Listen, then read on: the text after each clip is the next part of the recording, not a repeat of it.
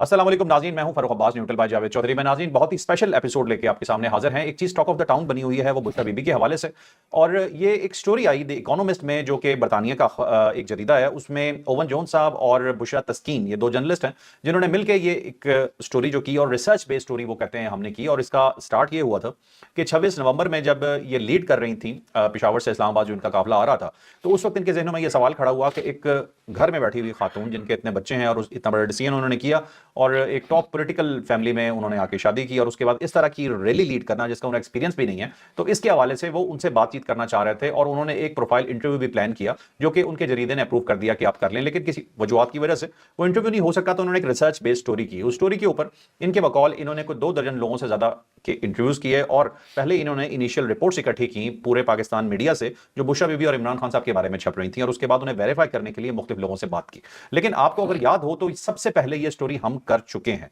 इसी एनटीवी पे, neutral bye Javed Chaudhary पे। हमने एक बहुत ही खुसूसी मेहमान को मदऊ किया था कि जो पीटीआई के, आप ये समझें कि वो तमाम चीजें जानते हैं जो बाहर के लोग तो शायद नहीं जानते। अंदर के लोगों के बारे में उनसे पूछेंगे हम कि किस किस को ये सब कुछ पहले से मालूम था कि ये वहां पे हो रहा है। लेकिन इनमें से बहुत सारी चीजें हमने ऑलरेडी डिस्कस की हुई हैं। लेकिन आज हमने उन्हीं मेहमान को दोबारा मदऊ किया है ये जानने के लिए कि स्टोरी में तो बहुत कुछ छपा, लेकिन क्या इसके अलावा भी कुछ है जो आवाम नहीं जानती, लोग नहीं जानते। हमारी कोशिश होगी कि तमाम आदाब को मलूज़े खातर रखा जाए और कोई इंसान इससे हर्ट ना हो, लेकिन जो इन्फॉर्मेशन देना हमारा काम है वो इन्फॉर्मेशन हम आपको जरूर देंगे। तो हमारे साथ मौजूद हैं मेजर रिटायर्ड खुर्रम हमीद रोकड़ी साहब। सर, हम आपको वेलकम कहते हैं।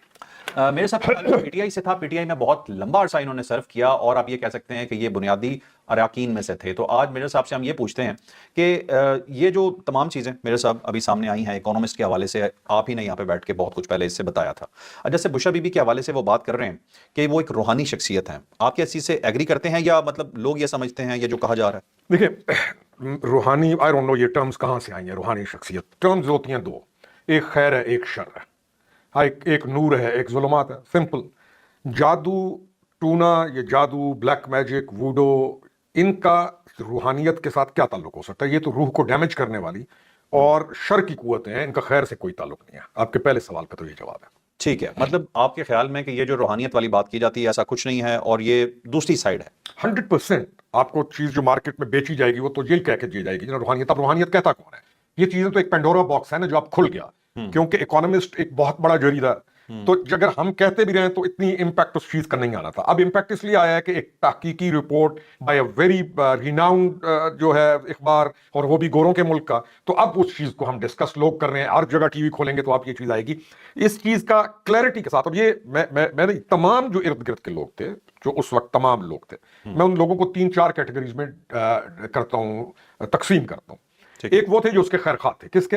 इमरान खान के। एक उसके खैर खां थे, और उसके खैर खाओं को ये मालूम था कि ये जो इसका ये जो शादी और ये जो सारी चीज है ये इसके लिए खतरनाक है, उसकी जात के लिए। एक और खैर खां थे, वो समझते थे कि अगर चले, मैं कहूं कि हम उनमें से एक थे, कि हमारे मुल्क का मसला है, इसने कि हमारा एक लीडर है, इसने कल मुल्क को लीड करना है, और इसकी 22 साल की स्ट्रगल है पीछे, तो ये 2016-17 में ये जिस चीज के अंदर चला गया है तो ये तो डैमेज कर देगी, इसको तो डैमेज करेगी ही करेगी, इस मुल्क को भी डैमेज कर देगी। ठीक है। दूसरे एक वो थे जो, जिनको मैं नाम देता हूं कि जो बेनिफिशरीज हैं, उनको जब बेनिफिट्स उन्होंने लेने थे, तो जब उनको क्लियर भी हो गया कि ये सारी चीज ये है, ये सारी चीज वूडो है, ब्लैक मैजिक है, ये सारी डार्क जो पावर्स हैं, ये उसकी गेम है, लेकिन उन्होंने क्योंकि बेनिफिशरीज थे और उन्होंने मजीद बेनिफिट्स लेने थे और अपॉर्चुनिस्ट थे, तो वो सारे टिल्ट हो गए उस तरह। और एक बहुत बड़ा तबका आपको जो उसके इर्द गिर्द सारों का है, उनको ये पता चल गया कि इस शख्स को राजी करने के लिए हमें ये वाला रास्ता एडॉप्ट करना पड़ेगा। ठीक है। तो उन्होंने फिर अपनी चीजें फेर ली और वो उस रास्ते से आने लग गए। इसलिए जितने भी लोगों को नवाजा गया, या जो लोग उस मकाम पर आए, या जिन्होंने जाती फायदे उठाए, वो इसी चैनल से आएंगे। ठीक है। लेकिन दुख तो शायद, दुख वाला तो एक फिक्रा में हमें बड़ा दुख है, हमने छोड़। कंसर्न ये है कि इन लोगों को की प्रायोरिटी क्या होनी चाहिए थी? मुल्क होना चाहिए था। पॉलिटिक्स आप क्यों कर रहे हैं? आप अपने बेहतर मुस्तकबिल के लिए करते हैं, लेकिन हमने ये देखा कि जाती बेनिफिट्स के लिए, मकाम पाने के लिए, नोट कमाने के लिए फिर ऐसे लोग रास्ता बनाते हैं। क्योंकि रास्ता कौन दिया? आपने रास्ता दिया, इमरान खान ने रास्ता दे दिया। उसको अपनी उस 22 साल की स्ट्रगल पे यकीन नहीं आया। मैं आज भी एक दोस्त से कह रहा था टीवी प्रोग्राम में, मैंने कहा देखिए 2016, 17, 18 से पहले वो जो भी बातें करता था, हम सारे कहते थे कि यार बात ठीक है, ہمارے ملک کو ان چیزوں کی ضرورت ہے. جن چیزوں کو آئیڈینٹیفائی کرتا تھا, جس پہ بات کرتا تھا, وہ بڑی معقول باتیں تھیں, ہم تمام کو انسپائر کرتی تھی لوگوں کو. ہم خود پولیٹیکل لوگ ہیں, ہم پالیٹکس میں آگے جا کے ہم کہتے ہیں یس یہ وہ چیزیں جن کو ہمیں اچیو کرنا چاہیے.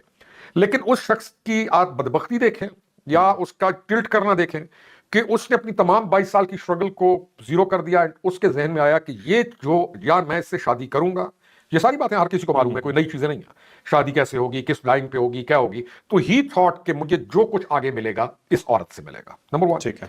اچھا, یہ پیروں فقیروں پہ دعاؤں, یہ تمام پولیٹیکل بہت سارے لوگوں کو آپ دیکھتے ہیں وہ جاتے ہیں.